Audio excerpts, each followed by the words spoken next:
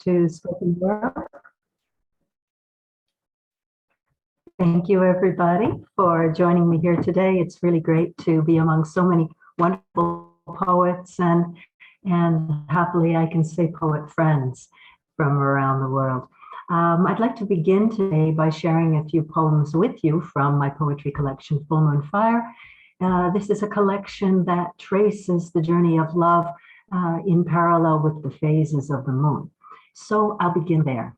Under the waxing moon with Dare to Fall. Love hurt you bad last time around, maybe worse the time before, but it doesn't have to be that way. You don't need to cry anymore. There's more to me, and you will see I'm not the kind that you have known. This time I'll make you believe what glitters really is pure gold. Too many empty promises made you cry far too many times.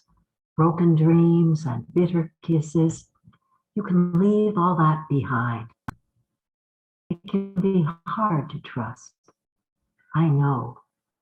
Seems only time can help you through, but true love can lift you up above the rainbow if you'll just let me care for you. Nobody wants to hit the ground, but you can't let fear of falling turn your head around. You're standing on the brink. You've got to make the leap. I'll help you find your wings. I'll be here to catch you. Just dare to fall in love. Under the full moon and you. I want a night, champagne sunset, lips the moon, a million stars and you. I want a day astride the sea, watercolor kisses tattoo my lips and you. I want a dawn, warm breeze freeze the curtains, well-loved sheets and you. I want a night, jasmine in a jar, slow dancing heart to heart and you. Petrichor. Dawn clouds caress the hills. Desire showers our hearts as we await sunrise. I vibrate with the light-fingered tattoo of the palms.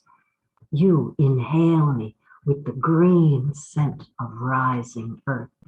Parched lovers in a steaming land, we drink together.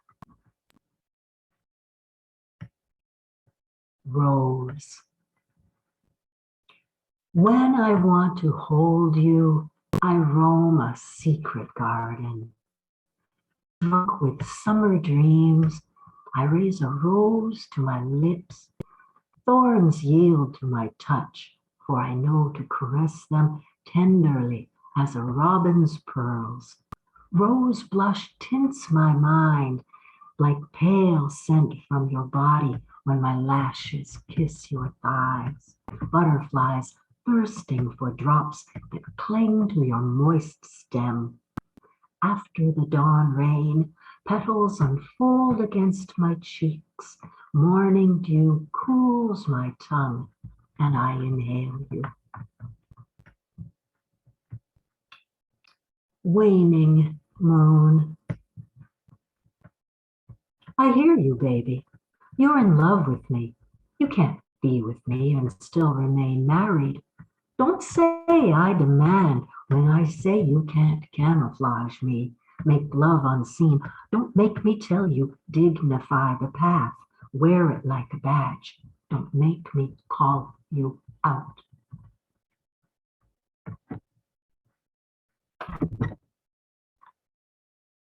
Off the table. You thought you could dine out on me and keep it nice and quiet. You and me and one makes three. The way that I would buy it. I know my mind, so quickly I sized up the situation. I'm not the kind to stand in line. I need a reservation. Maybe you thought I'd love the meal so much I wouldn't notice. You ordered up a menu. to feed more than the two of us. I stood up, pushed back my chair. You know I'm just not able to dine on crumbs that tumble from another woman's table. Bet you thought I'd look good all dressed up on your plate, but I'm not the kind of woman who's much inclined to wait. Now you know just why I took my spoon and fork right back. I'm a 12-course banquet, baby, and all you wanted was a snack.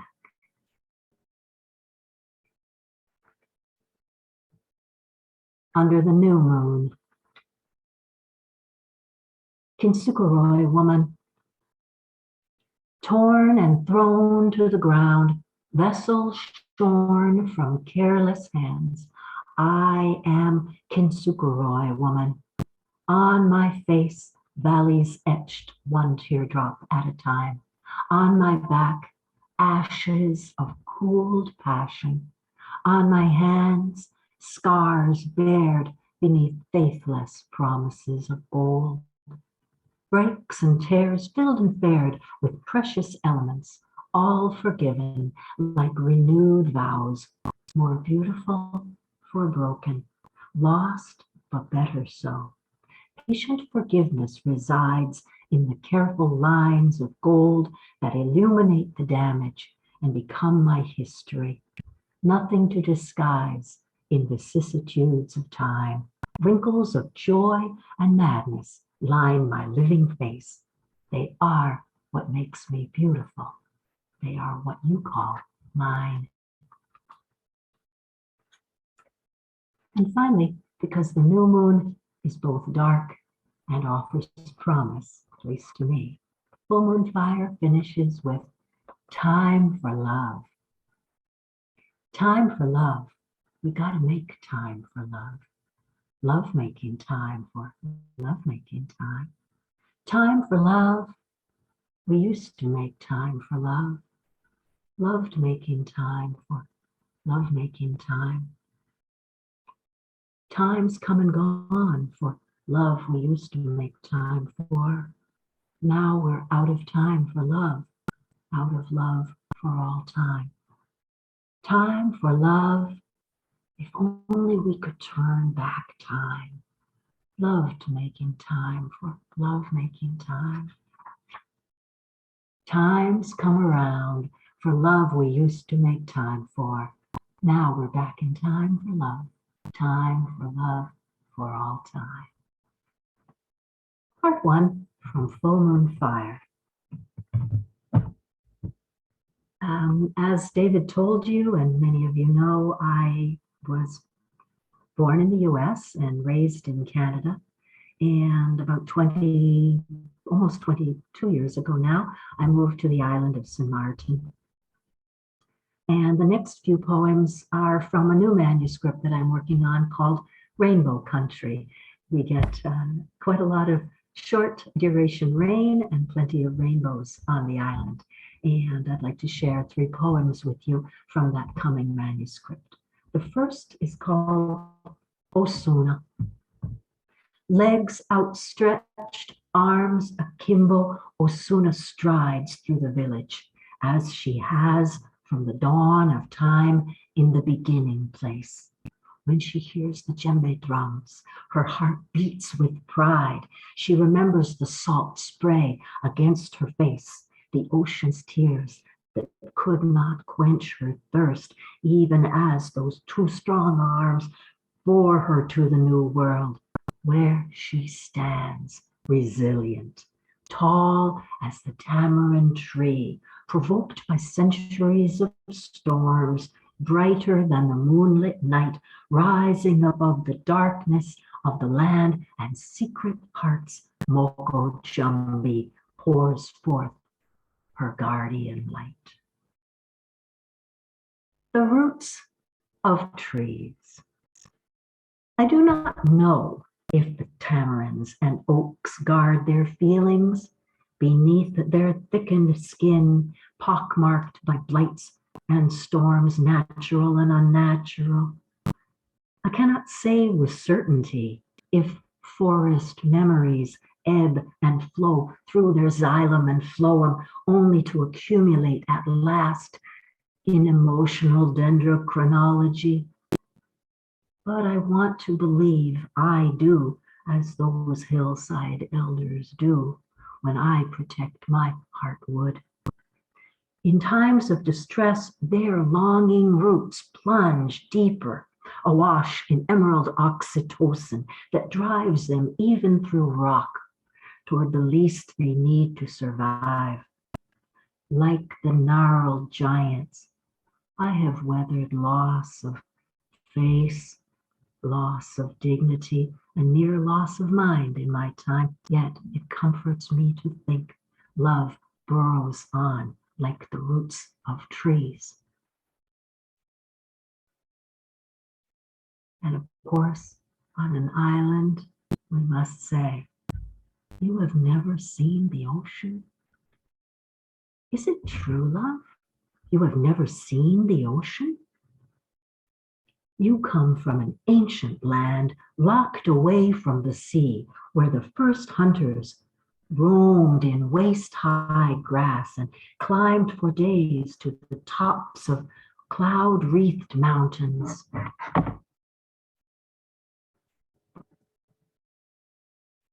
Now you stand on the edge of a new land, birthed from ancient volcanic hips, cradled in the waves where the first fishers dove through spindrift to forage plains of turtle grass. Is it true, love? You have never seen the ocean? Run beside her with languid steps, outracing footprints indelible, only for the time between the crests that endlessly erase the shore? Seen the sun caress the horizon, strewing rubies and diamonds that dissolve into the sea with a flash of phosphorescent green? Is it true, love? You have never seen the ocean? Plunged beneath the waves to bathe in a timeless caress and leaped through the surface, your smile effervescent. As you raise your chin, your mighty locks fling prismatic water fans into the luminous moonset. Is it true, love? You have never seen the ocean? Here you will write windswept poems, breathing in the salty exhalations of our restless mother.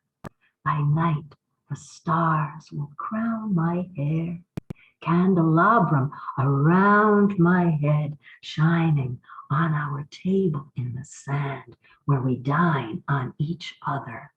Long and lingering feast as Aldebaran and Rigel arc across the sky and the waves kiss our bare feet.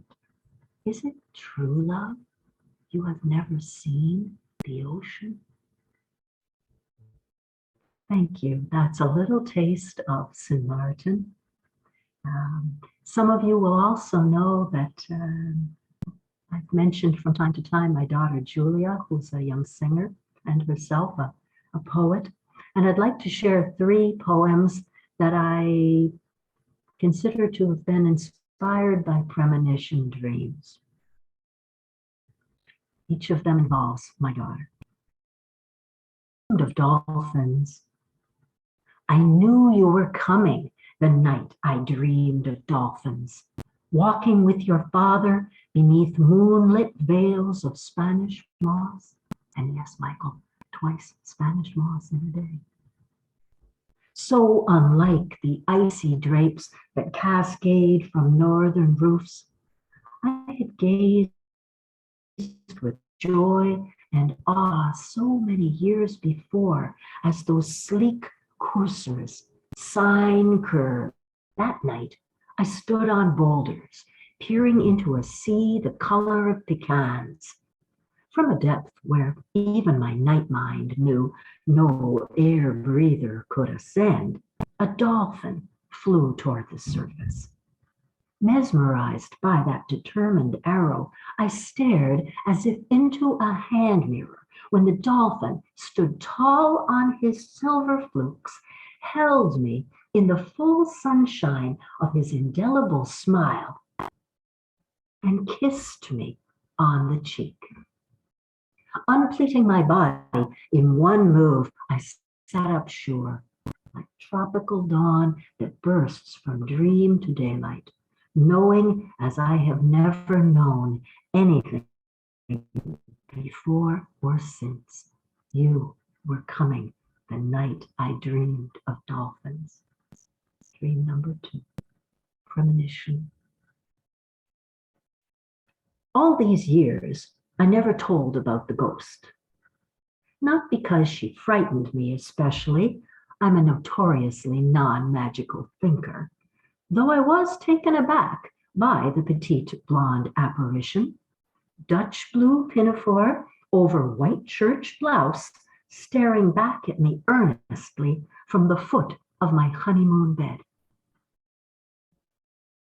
But because my only daughter would be born like her, a towhead with soft vanilla crown and cerulean eyes like shadows in Canadian winter. With every happy birthday song, foreboding eased its frozen grip on my maternal heart as I offered a silent prayer of gratitude that my long ago visitor was not the living proof that in my life I would have a very few premonition dreams. And dream number 3. Synchronicity. I don't believe in it, but I know it's true. I always say when people ask me about Reiki or astrology or heaven, I even have my favorite archangel, Michael, because he's the big boss and his aegis is my favorite color, like the underside of the porch roofs in Gullah country, painted spirit blue to ward off evil. So when I awakened at 4 a.m. in a soaking sweat, call it mother-daughter telepathy or some kind of blessed synchronicity that I was not the least surprised to learn. She was calling my name 6,000 miles away, en route to a Dutch hospital at the very hour my panicked ululations rang out across the cane fields and soft, narrow beaches of Marie-Galante, hours before the first ferry, because I knew something was terribly, terribly wrong with my only child. Thank you for allowing me to chat about my heart, my daughter Julia, and share those dream poems with you. And by way of finishing up today, I want to finish on the note to mention again how really touched and honored I am to have this opportunity to end a very special year for me, 2022, among so many wonderful poets and people who have become my friends. One of my poet friends who was in the audience today, T.A. Niles, suggested to me that we collaborate on a poem that was published recently by Syncopation Literary Journal. And we will be sharing our collaboration, a short video of this poem with which I would like to finish. You'll have a chance to see it and hear it on December 31st, because this poem is called Réveillon. I am the luster of the pearl that merges into crisp white sheets. My silver skin leaps into your eyes like our beloved moon when dawn leaves vanilla dew on your thighs. You are the ebony forest I taste with my lips, the cinnamon bark of trees that bloom in the south, and caramel like warm kisses oozing from your mouth. We are green like the hills and valleys our hands trace, blue like our throats that sigh in midnight harmony, red like passion that floods our hearts. Across the table, candles kaleidoscope as we imbibe each other. I reach across the indigo sea to touch your glass. I whisper your name twice as midnight goes and spirit comes. Mind music sings where you plant inspiration. Soul secrets unfold as you smooth their creases. Heart songs soar as you guide their wings. Tonight and forever, all I can offer is me, and so I offer all of me. Thank you so much, poet friends. Thank you, Spoken World Online. I wish everybody a fine, fine 2023.